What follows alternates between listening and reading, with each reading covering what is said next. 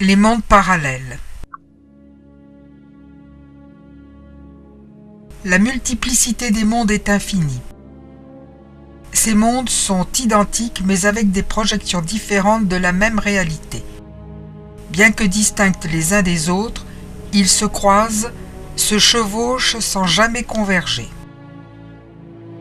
Ils forment un tout cohérent.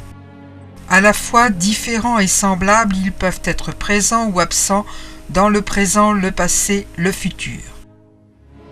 Ils ont des rythmes particuliers et peuvent se contracter ou se dilater sans pour autant changer.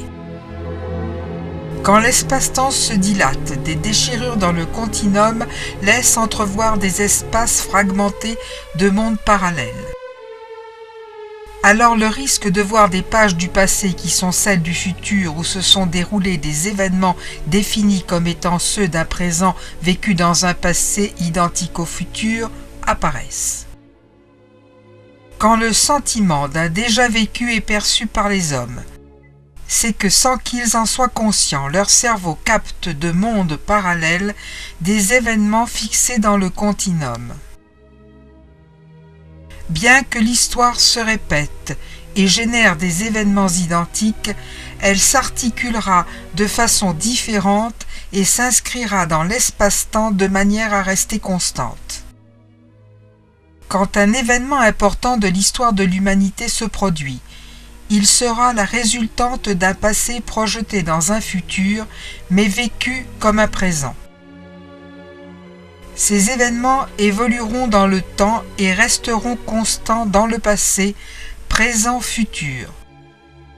Ces notions de temps ne peuvent exister dans des mondes intangibles. Prenons comme suite apparemment logique à toute extinction la surpopulation du globe. En découlera l'émergence de nations tyrannes qui ne préserveront pas l'équilibre dans le monde, mais au contraire le maintiendront dans un état constant d'instabilité. Ces nations tyrannes perdurables seront fixées dans le continuum. À la disparition de l'humanité redémarrera un nouveau cycle identique dans son présent à celui de son passé et de son futur. C'est dans le cycle de l'évolution que s'inscrivent les tyrans. Ils reprendront la place qui était la leur, sans eux le monde ne peut évoluer. C'est une constante de ce monde.